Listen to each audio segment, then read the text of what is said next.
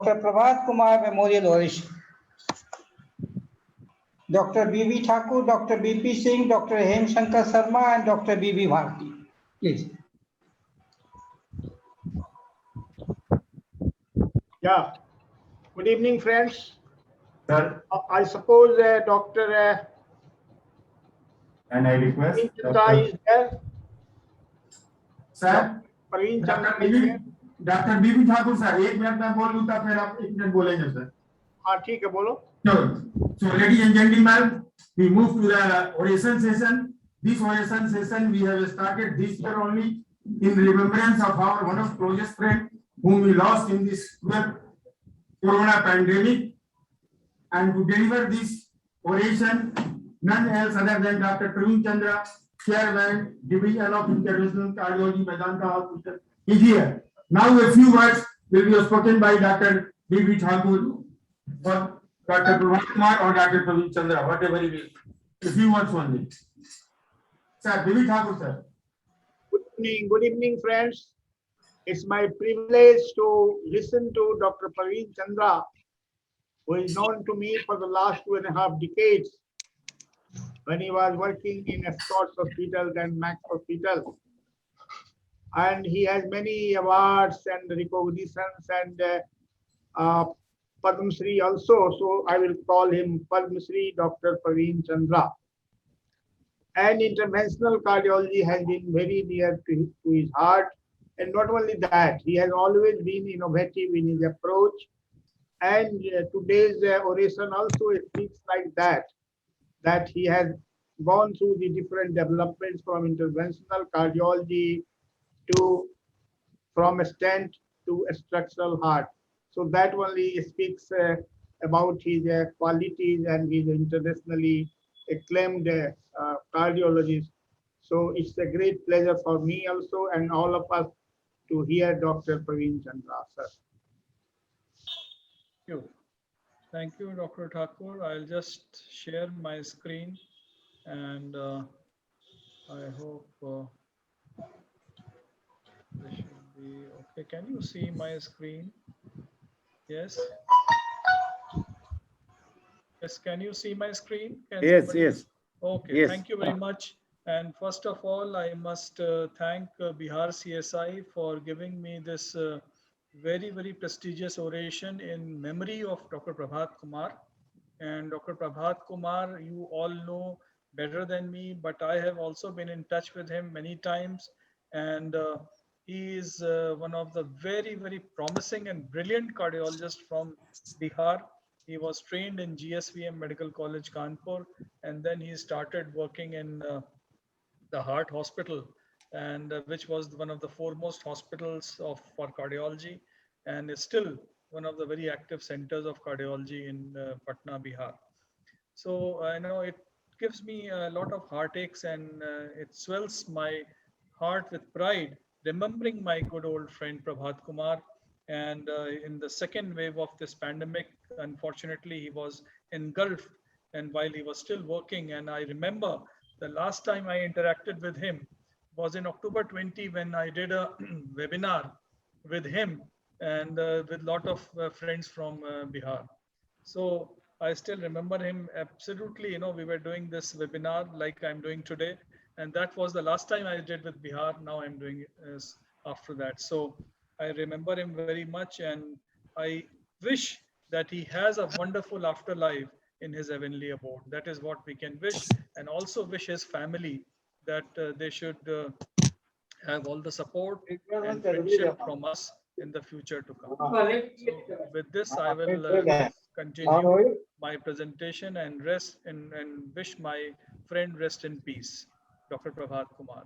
And this was the, I just could, find out the invitation which was sent on 31st October 2020 when we worked together on this CME to explore the new platforms.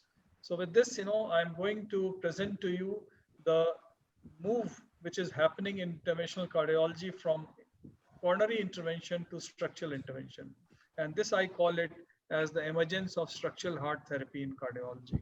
And I'm sure many of you must have heard of many such things, but just to recap where we have gone. we have started treating the mitral valve by doing mitral clip treatments, mitral valve replacement, valve-in-valve replacement through percutaneous techniques. Because up till 10 years from now, the only way to treat valve was surgery. But now we are treating many patients of mitral position, aortic valve by doing transcatheter aortic valve implantations. In post-surgical patients of aortic valve implantation, we do now aortic valve-in-valve procedures. And for the tricuspid valve, now we start doing tricuspid valve-in-valve and also tric valve, which is a bicuspid, bi-cable, tricuspid valve. Then for pulmonary valve also, now we can replace the pulmonary valve by doing a percutaneous pulmonary valve replacement by, through a transvenous approach. Then treating those patients who have earlier prosthetic valves and now they are leaking from the side. This is a new disease. I never knew about this disease 20 years back. Now we have learned this by doing transesophageal echoes that many such patients of mitral and aortic valve replacements actually have paravalvular leak. Patients come to us with severe MR and we find that it is a paravalvular severe MR, which can be treated with percutaneous approach. There is no need to do surgery in these patients. And the last thing is for prevention of stroke and atrial fibrillation in those patients where medications cannot be given, Watchman device or an amulet device can be used. So these are the various things which we are doing now and very much involved in doing these procedures for the last 5 to 10 years now. So the first and the foremost, the most popular and the most effective therapy in structural heart is the aortic valve stenosis treatment, which is seen in elderly and also in patients who are having, high risk for surgery. In these patients, this technology of transcatheter valve replacement can be done. Why it is required? Because when these patients become symptomatic and if you don't treat them, they will have high mortality. And if you do surgery, then the mortality also goes up when the age advances. So in these patients, starting from 70 years, as you can see, they have high surgical mortality. So what is the option? So the option is that we have to think of a non-surgical treatment. And as you can see from this data also that patients with severe aortic stenosis, if they are untreated, they will die very soon. So these are the now new criteria for treatment of aortic valve stenosis. If the patient is more than 70 years, if he has a severe aortic stenosis and has good anatomy based on the CT scan examination, we can take these patients for transcatheter valve replacement. And many such patients have severe COPD, they have previous radiation, they have porcelain aorta, they have previous bypass surgery which has been done, and now they have aortic valve stenosis. So these patients can be taken up for transfemoral. And this is, I don't know whether you can see this or not, maybe not. So I'll just quickly move on. And this is how it looks on the fluoroscopic in the cath lab. This is how the valve starts expanding. And this is a valve, transcatheter released valve inside the aorta. And you can see it very well in this particular slide. As you can see that these valves do very well. So now this is done in a cath lab, and typically if it is better to do in a hybrid cath lab. So you are seeing that we are doing this procedure in a hybrid cath lab. First, we'll have to put a pigtail in aorta, and then we move to check the gradients. And this is after the valve replacement. The gradients are absolutely fine. So here you can see that the valve has been replaced, and we are checking whether the coronary is compressed or not. So we always check that once we are finished with the procedure. So this is a valve which has been replaced, and then once that is done, we close this access site by a percutaneous technique. So no surgery is done, no stitch is done to even go from the femoral arteries. So these are kind of typical patients which we treat. They are 80 years, 89 years, 90 years old, and they do very well after that. And the longevity of these valves is as good as the surgical bioprosthetic valves because the material is the same. And the treatment, follow-up treatment is only aspirin. Only aspirin 75 milligram is good enough for these patients for follow-up management. No anticoagulation is required. Now we'll quickly move to the mitral valve. And for the mitral valve, we have two approaches. And for mitral regurgitation, typically, because for mitral stenosis, we did mitral balloon valvuloplasty, but for mitral regurgitation, there was no treatment. But now in those patients who are high risk for surgery, And especially those patients who have low ejection fraction, severe mitral regurgitation. In these patients, if we don't treat the mitral regurgitation, these patients don't do well. So how to treat these patients? These are the methods: MitraClip and mitral valve replacement. So mitral valve replacement cannot be done in every patient. So we do MitraClip, and MitraClip is less invasive. It is, improves mitral regurgitation almost immediately. And this is the treatment, which is very, very effective. So this is how the catheter is taken inside, and this is how the clip looks. It's like a simple clip which holds these two leaflets together to reduce the mitral regurgitation. And this is basically on the pathological, examination. It creates a bridge between the two leaflets. So this is the MitraClip edge to edge. That is why it is known as MitraClip edge to edge repair. And this is the transseptal approach, which we do in every patient. The patient is through a venous approach from the femoral vein. We go from the septum and go into the mitral valve. So these are the key eligibility criteria for doing these cases. It can be done in patients above the age of 18 years if they have to have severe or moderately severe mitral regurgitation, and they should be high risk candidates for mitral valve surgery. And then we also look at the anatomic suitability by doing a transesophageal echo. So the transesophageal echo is the most important investigation when we have to decide whether this patient can be treated by MitraClip or not. And what we check the flail gap, the flail width, the mitral valve area should be more than 4 centimeters square, and the coaptation length should be more than 2 millimeters. This is the coaptation length. So by TE test, we know whether this patient is doable or not. And if not, then of course these patients have to be sent for surgery if surgery is possible. These are the various trials which have been done, starting from the Everest trial, and the latest trial which has been done on MitraClip is the COACT trial, which is the most important trial of 600 patients, which showed that in functional mitral regurgitation in patients with low ejection fraction, this therapy is better than just medication alone. And this was done in the United States, and a very, very important study showed that the effectiveness in terms of hospitalization for heart failure was significantly different if MitraClip was done to these patients in addition to treatment, and also reduced mortality at the end of 2 years if MitraClip was done to these patients. So both hospitalization for heart failure and mortality was reduced when these patients were given MitraClip treatment. And these are the outcomes which were monitored and seen in this very important study known as the COACT trial. So we also started this treatment in 2018, and now we have done now about 10 patients now, and these are patients who are doing very well. The best part is that you do not harm the patient at all. There is no harm. When you are doing a MitraClip, they are only going to get benefit. There is not going to do any harm unless until you do anything else. But certainly it is a very safe treatment. No contrast is given during the procedure. And these are the vials now which we do for the mitral regurgitation, and these are the various type of valves. So amongst these, this SAPIEN 3 valve is now available in India, which we are using in our patients for percutaneous mitral valve implantation.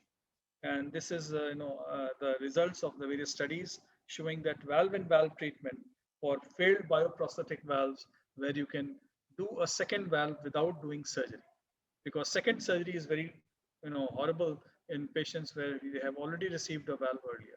So this is what we do in surgery, and this is what we do for percutaneous mitral valve-in-valve. It is done through the transfemoral vein, and through this catheter we take the valve inside. Patients immediately gets better, and with in the same day they can be extubated, and they do feel very well. So this is how we identify which kind of valve was done earlier, and based on that we decide which size of valve we use. So this procedure of transcatheter mitral valve-in-valve is done with general anesthesia, transesophageal echo guidance, and the most common valve is used, the SAPIEN 3 Edwards valve. So this is how it looks on fluoroscopic examination, that we check which valve it is. And here you can see that this is a perimount valve. And then we take the balloon to make a passage. And once the passage is made, then we take the valve across this previously surgical valve, and then deploy it with a balloon explantation. And you can see that the valve is implanted. and the hole which we create in the septum is closed again through a atrial septal closure device. So that completes the process. And these are the echoes where you see there is no regurgitation and the patients do very well. This is the patient where the surgery valve implantation was done in the morning, and this is in the evening. The patient is absolutely fine. So we did the first valve in India about 2 years back, 3 years back now. And so basically for severe functional and degenerative MR, the MitraClip is the therapy which we do through percutaneous approach. And for the failed bioprosthetic heart valve surgery, we do a transcatheter mitral valve in valve procedure. Now moving from the aortic valve to the mitral valve, and now we also do the tricuspid valve. How do we do the tricuspid valve? We have 2 or 3 techniques, and one is doing the the transcatheter case by mitra. Same clip is known as the tri-clip. We can do that, but presently we are doing this bicable valve where we put a valve into the superior vena cava and the inferior vena cava. So we have done quite a number of these cases, very effective treatment, especially for end stage, like those patients where nothing is possible and severe TR is happening.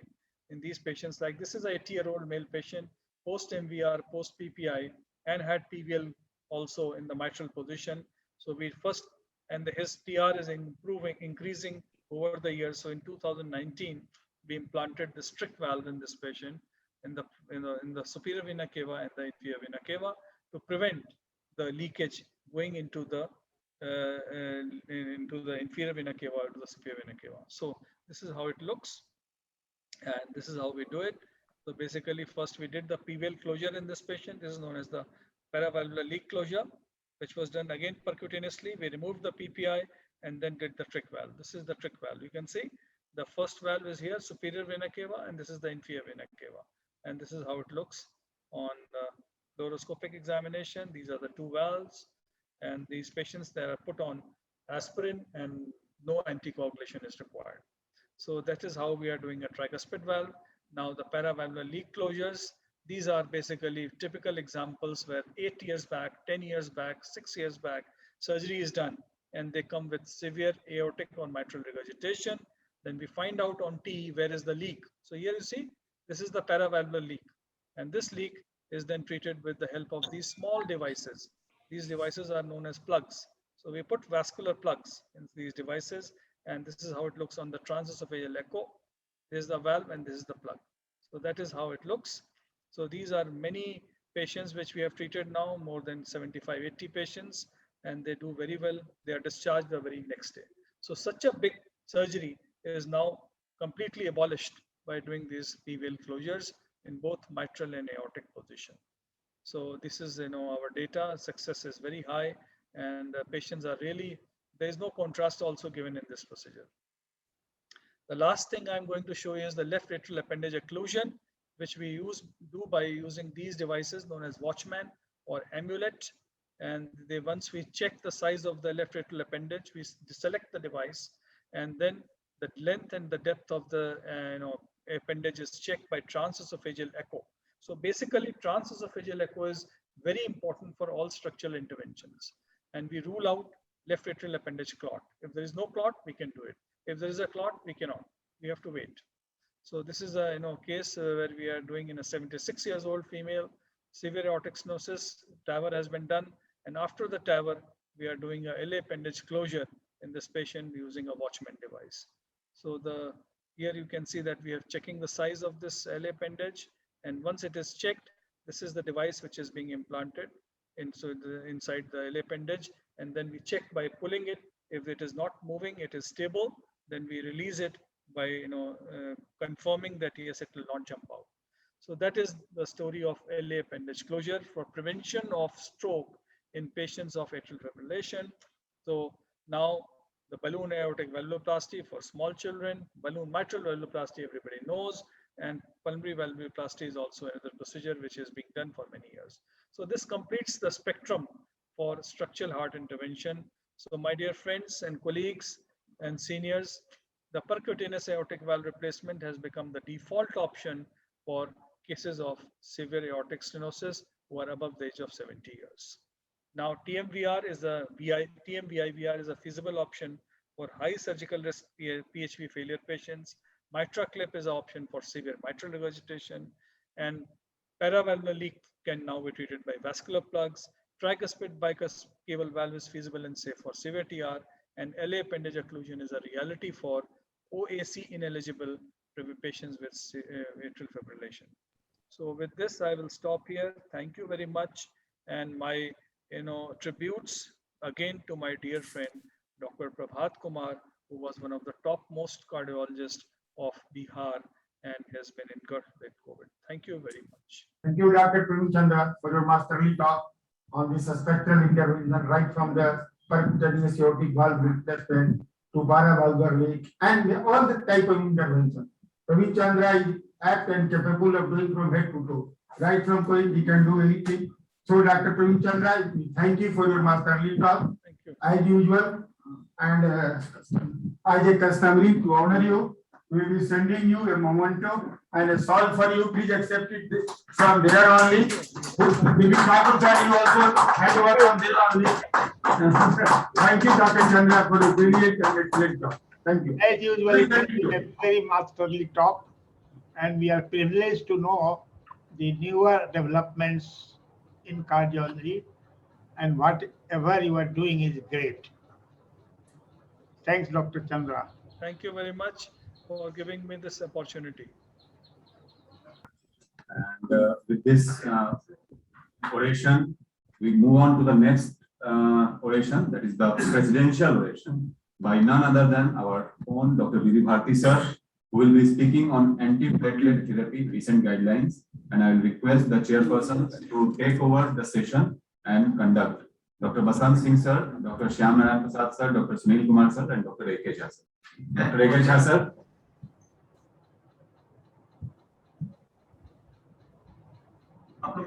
Oh, So I think B.V. Singh sir will.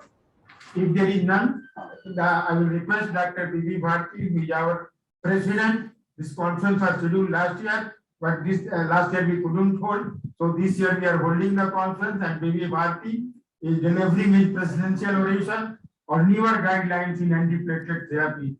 With these few words, and Bharti doesn't require any introduction, I invite Dr. B.V. Bharti for his oration. Dr. B.V. Bharti, please.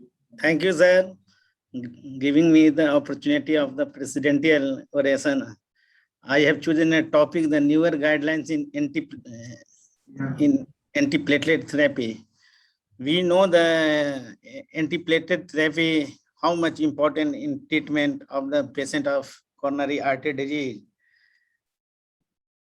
We know the antiplatelet agent continue to be a gold standard for the management of acute coronary syndrome.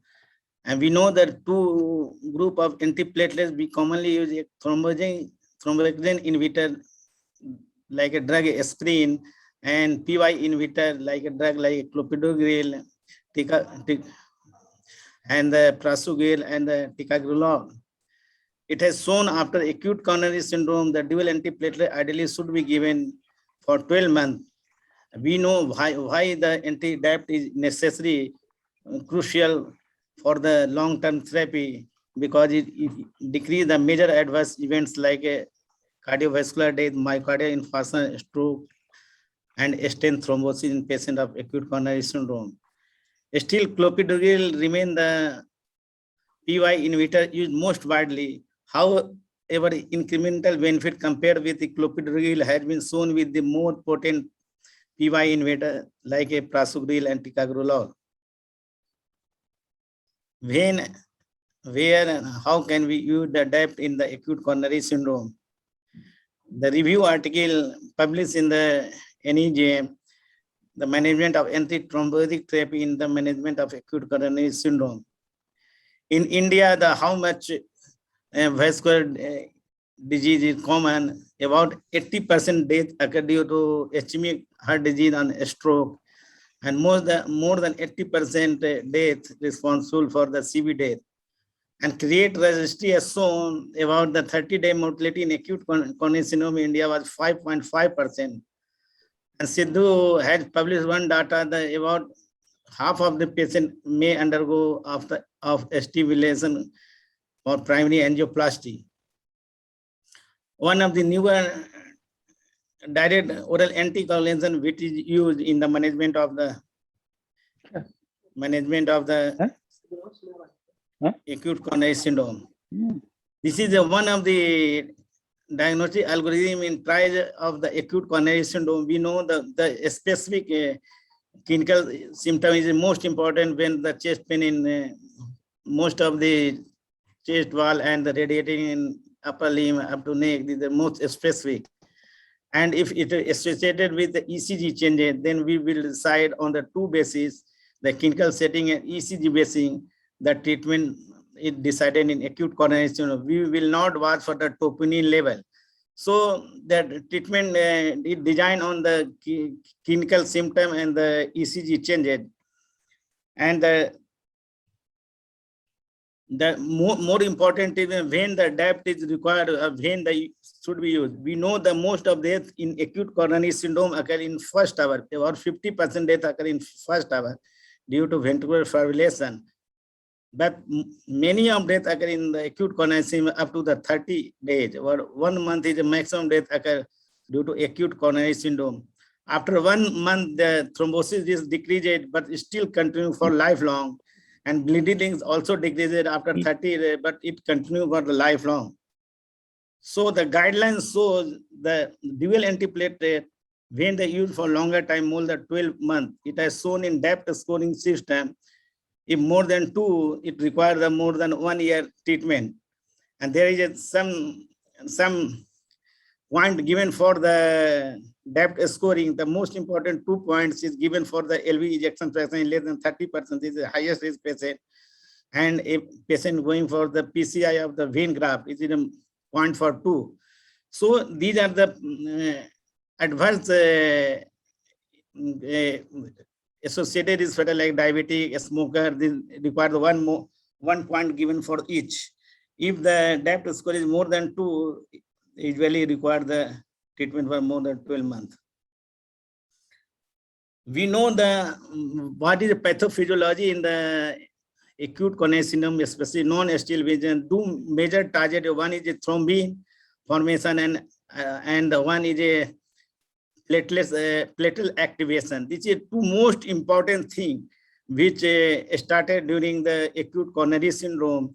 And that the focus of treatment is how we'll handle the thrombin, decrease the thrombin formation and the platelet aggregation. We know the different type of anticoagulation is used for thrombin, oral and the heparin and low molecular heparin and the conventional heparin. And for the antiplatelet, the aspirin is a major which inhibit the thrombogene for induce platelet aggregation, and clopidogrel and prasugrel and ticagrelor, the ADP induce platelet aggregation. The final pathway for the platelet attachment is GP2B and 3A receptor, by which the final pathway, if you will stop, the most of the platelet will not aggregate.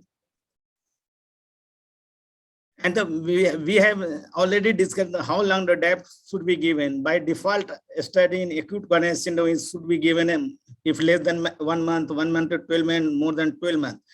And the D depend on the bleeding risk or the ischemic risk of the patient. If ischemic risk is very high, then usually depth required more than 12 months of treatment.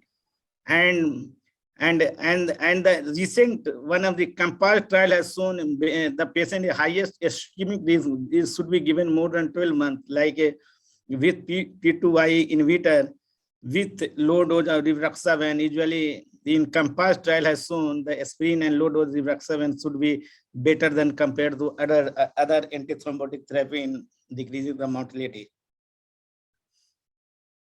One should always consider for the bleeding is in every patient of acute coronary syndrome. And that is one of the very important scoring system which patient high risk for bleed, that is called precise depth score. And you can download with website and you can measure the depth score, precise depth score. And we know that if precise depth score is more than 25, this is the high risk patient for bleed. The 5 predictors I have included in the depth scoring is one of the age, one is the kidney function, another is the hemoglobin, third is WBC count, and a history of prior bleed. If depth score is more than 30-25, they usually require the short-term treatment of bleeding and short-term depth about 3 to 6 months in acute coronary syndrome. The history of antiplatelet, we know the first drug is aspirin, the older drug is still continue. Then came the ADP receptor block, the etiquilopidine and PY inhibitor, clopidogrel, prasugrel, ticagrelor, and still we are using prasugrel, ticagrelor, and the clopidogrel commonly. Then I have discussed the precise depth score if more than the 25, the short depth duration. If the score is more than 2, require the long depth treatment. And the patient who are on the highest ischemic risk, we can consider the patient as of already discussed the patient with the low ejection fraction, venous stent graft, or diabetic patient, small vessel angioplasty, or the diameter of stent less than 3 millimeter. So these are the considering require the long term of depth therapy. The current guideline has published in ESC that the antithrombotic following PTCA. And first, I will discuss the two group of patients. One is a chronic stable syndrome patient, another is a acute coronary syndrome patient. In every patient of the chronic stable patient, we should consider for the bleeding risk and the ischemic risk. If patient is high risk in chronic stable angina, high bleeding risk, and patient low risk ischemic risk, we should give the depth for 3 months and know the aspirin and clopidogrel choice. Most of the time in chronic stable angina needs intervention. Most of the time aspirin and clopidogrel is sufficient drug. And in high bleeding risk with low ischemic risk, it should be given 3 months. In the ideal treatment. If very high ischemic, then after the 1 to 3 months of the depth, that should be given the PY inhibitor after the 3 months. If patient has low bleeding risk, then duration of the treatment and more than the 3 to 6 months. And we know the high ischemic risk, they usually required the antiplatelet as aspirin and clopidogrel. But recently, they have shown a patient with high ischemic risk undergoing the angioplasty. On COMPASS trial, the rivaroxaban and low 2.5 milligram BD with aspirin better than the other dual antiplatelet treatment. So in a high ischemic risk patient in chronic ischemic and low bleeding risk, it should be given for more than 12 months. And low ischemic risk with low bleeding risk, it should be given for the 6 months. And that especially aspirin clopidogrel followed by aspirin monotherapy or clopidogrel monotherapy. This is a very important when antithrombotic in acute coronary syndrome setting. Then assess for the bleeding risk, assess for the ischemic risk. If bleeding risk is high, we can use the less potent antiplatelets. And if bleeding risk is high and ischemic risk is low, then we give the antiplatelet, dual antiplatelet about 3 to 6 months. We can use in high bleeding with low ischemic risk aspirin, ticagrelor, and prasugrel. If low ischemic risk is given by shorter duration, about 3 to 6 months. But if patient is high ischemic risk, it's aspirin and ticagrelor is sufficient, and 3 month therapy followed by the single antiplatelet in patient of high bleeding risk with high ischemic risk. But if patient low bleeding risk and low ischemic risk, then ideally the treatment should be 12 months, and the depth you can use any aspirin, ticagrelor, and prasugrel in acute coronary. So in acute coronary syndrome, we prefer the ticagrelor or prasugrel in patient with low bleeding risk, and this will continue for the 12 months. After the 3 to 6 months of depth therapy, we can give the single antiplatelet PY inhibitor. if patient have low bleeding risk, and if patient very high ischemic risk in acute coronary syndrome and low bleeding risk, the duration may go up after 1 year, it may up to given to more than 30 months. And the drug of choice is aspirin with ticagrelor. And other recent trial has shown the low molecular rivaroxaban 2.5 milligram with aspirin. This is the class 1 indication. So what are the factors in which the PY inhibitor is choice? There is still clopidogrel has not finished after coming the ticagrelor. The PY inhibitor, the clopidogrel, prasugrel, and ticagrelor, when it is, we know that any active bleeding that this should not be given. But the ticagrelor should not be given if there is a history of intracranial bleed or severe hepatic disease. And prasugrel should not be given in any patient of history of TIA or stroke or the very old age group. The surgery hold time for the sufficient 5 days for the clopidogrel, 7 days for prasugrel, and 5 days for the ticagrelor. But in emergency, you can stop only for 24-hour ticagrelor or the clopidogrel urgent surgery. In non-ST elevation MI, there is the class 1 indication is better is prasugrel if the bleeding risk is not very high, and preferably use the ticagrelor and the prasugrel over the clopidogrel. In ST elevation MI, we usually prefer the clopidogrel if fibrolysis has been used, and after fibrolysis, after 8 hours, you can use the ticagrelor, and the prasugrel usually avoided in this situation if thrombolysis are done. So prasugrel has no role in the medical management. It is better in term, especially in patient of going for angioplasty in ST elevation or high risk patient like diabetic, and it is not in patient undergone thrombolytic therapy. The most important that is a patient, any patient acute coronary syndrome going for intervention, have arterial fibrillation, definitely in the triple therapy, they should be given as short as possible.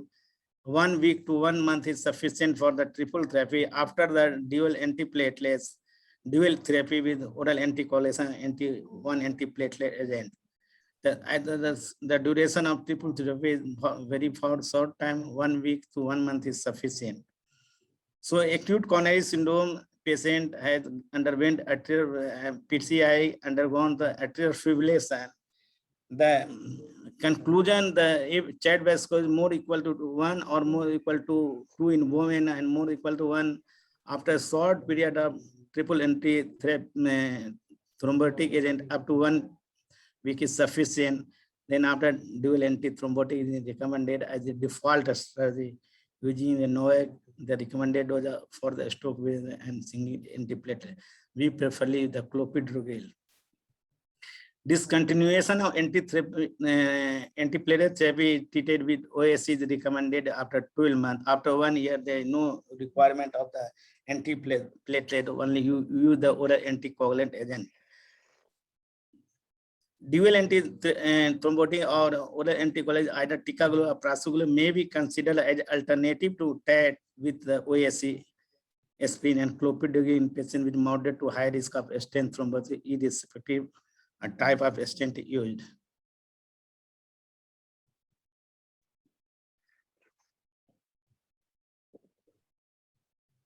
So according to the guideline in patient of management acute coronary syndrome in patient presented without the persistent ST elevation and patient in sinus lead, PY inhibitor is recommended as in addition to aspirin and maintained over 12 months unless there are contraindication or the excessive risk of bleed. So it should be used in non-ST elevation more than one patient for up to the 1 year is a class 1 indication. The option of the PY inhibitor is a prasugrel, the loading dose is 60 milligram. And if patient is older age group, it should be used as a maintenance of 5 milligram. And standards or a 10-minute younger age group patient. Or patient in low birth weight, then those should be half, less than 60, or age more than 75. The prasugrel maintenance dose is 5 mg.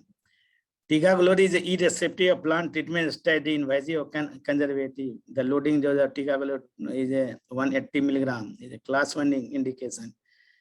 Only clopidogrel should be used in the non-sterile patient only when there is a contraindication of prasugrel or ticagrelor. A patient has very high risk for bleed. Prasugrel should be considered in preference to ticagrelor for non-sterile patient in SCH who produce. So in non-sterile patient MI, we should usually prefer the potent antiplatelet in place of the clopidogrel. Prasugrel should be used, especially very high risk when diabetics. Or the these are one of the most important slide management and recent guideline NICE 221 guidelines in SCH in non-sterile patient and in non-sterile patient in sterile patient. Sorry, this is a guideline for sterile patient early minute. The loading dose of aspirin 300 mg. Then immediately as the risk stratification with age. And look for the reperfusion therapy or patient in contraindicated to reperfusion on PCI, go for the medical management.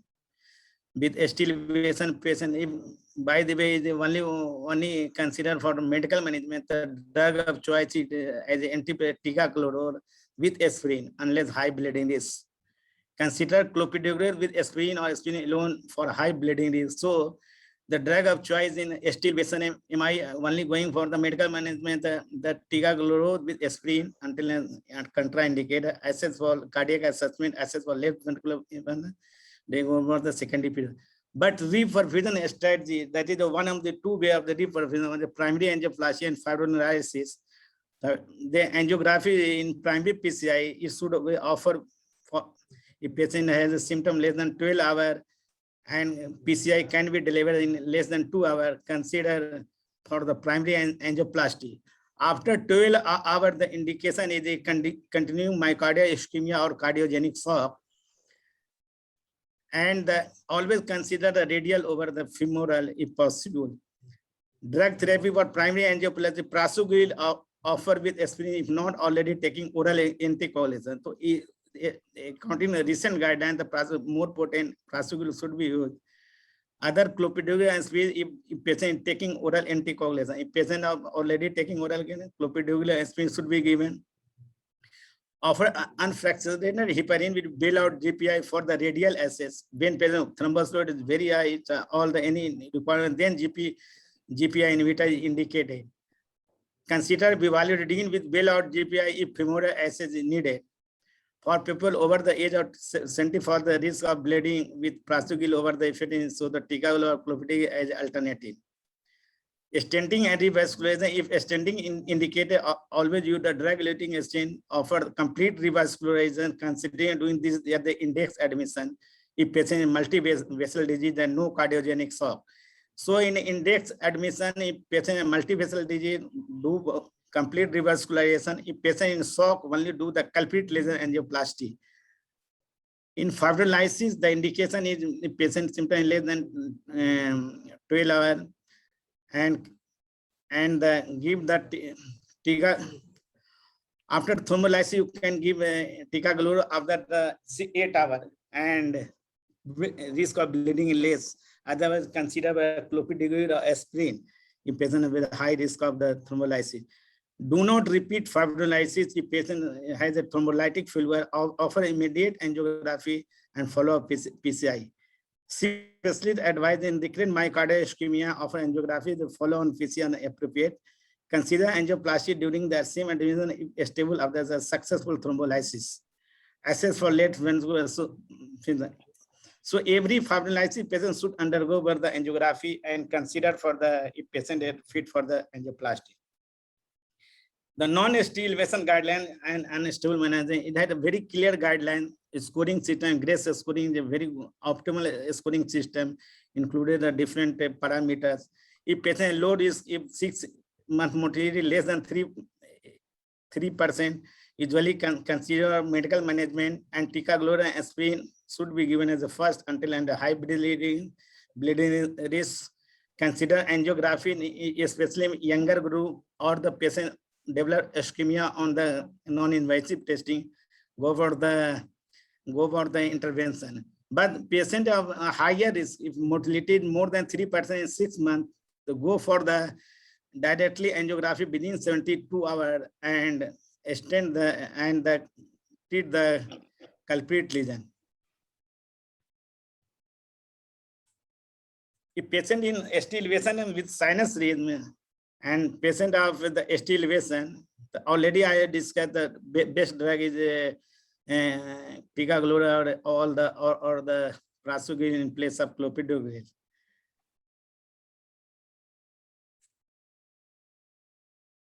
But anatomy is not clear. Patient treated with PY invader coronary not known. The decision to proceed a PCI male as well as the patient with ST elevation MI. Where the clopidogrel should be used in primary angioplasty PCI. Definitely, already I have discussed the clopidogrel should be given at a 600 milligram loading on top of a screen in recommended in stable coronary artery patient undergoing the coronary stent or acute coronary syndrome who cannot receive ticagrelor or prasugrel, including those with prior intracranial bleed or indication. So patient of acute coronary syndrome has a history of intracranial bleed or patient are taking oral anticoagulation should not load with the prasugrel or the ticagrelor, always use the clopidogrel. If less than 75 year old, preferably use the clopidogrel because the risk of bleeding is more. Choice of stronger antiplatelet in PCI with stable coronary syndrome. Definitely, if chronic stable angina and patient is going for PTCA, the class 2 being there's a high syntax score, a prior stent thrombosis, and the number of stent is required more, and bleeding is clear, so risk is low. Then you can use the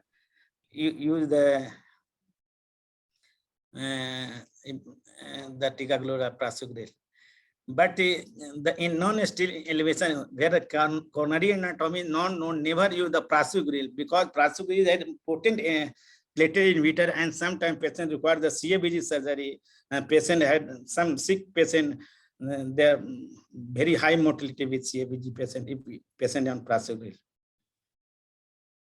How can minimize the bleeding complication during PCI? We know the radial SS is class 1 indication. Aspirin dose is lesser, 75 to 100 million. PPI should be given in all the patient taking DAP. How can switch the one antiplatelet to another antiplatelet during PCI? That's very important slide. Switching in acute coronary syndrome patient. If patient has clopidogrel, all patients should do the ticagrelor or the prasugrel. Always don't wait for the timing. Patient can on clopidogrel switch with the ticagrelor or the prasugrel. Send the patient for the surgery and go for the intervention. But in chronic stable angina, there is no requirement of the loading dose. After 24 hours, you will then give the normal dose of the antiplatelets. Duration of antiplatelets in different stent site and risk. We know the different stent require some more longer time by observable stent when we are using now out of market. In patient with stable angina, then the 6-month therapy is sufficient with clopidogrel and aspirin.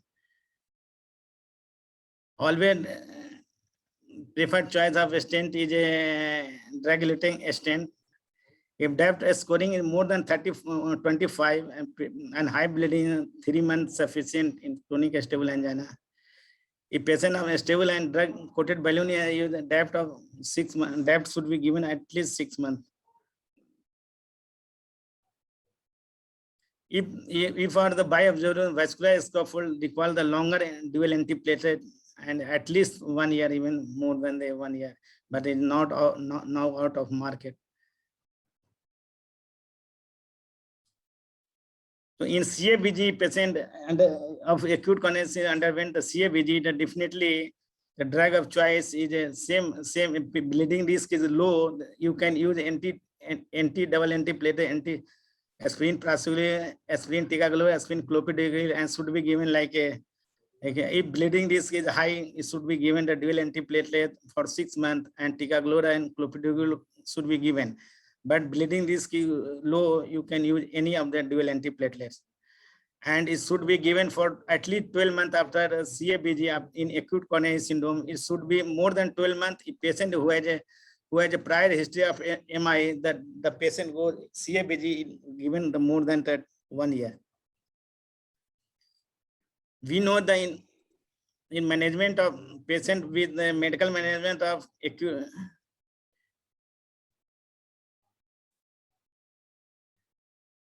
medical management with that, now we had already discussed previously.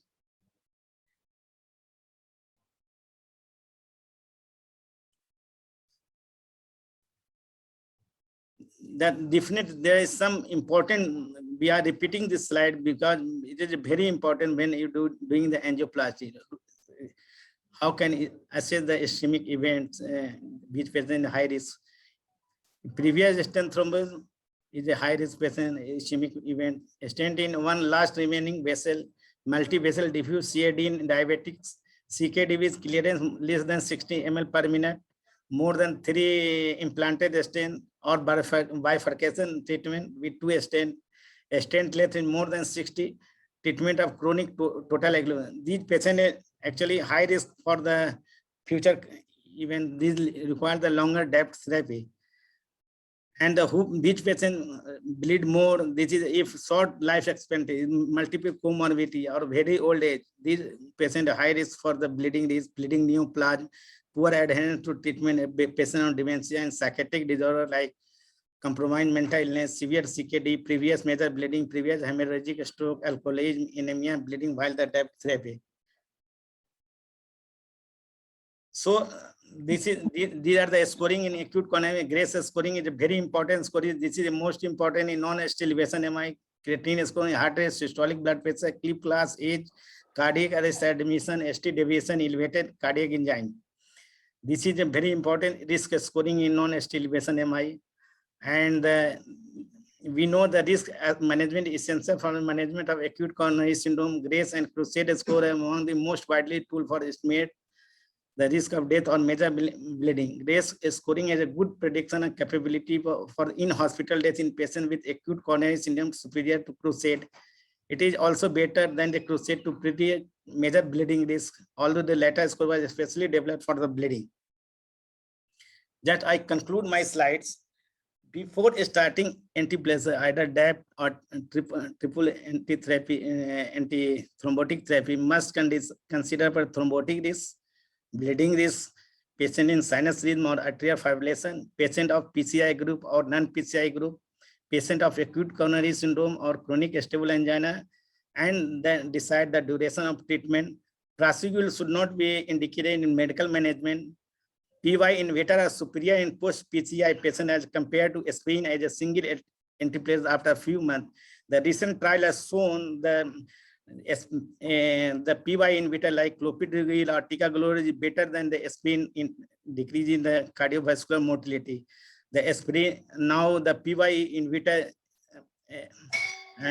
has the scored over the aspirin as a monotherapy. In triple combination, clopidogrel, aspirin, and Novak is the best choice. Thank you. Thank you, Mr. President, for wonderful discourse on this very difficult subject, how to select the antiplatelet agent. Thank you, Mr. President. Now we will honor President Dr. B.V. Bharti for his tenure, the work as a president, and this wonderful oration too. We will honor Dr. B.V. Bharti with a memento and short.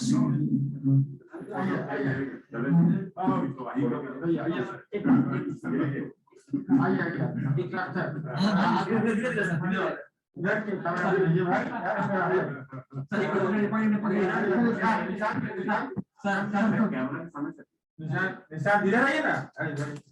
हाँ, ये थी ना ये भाई।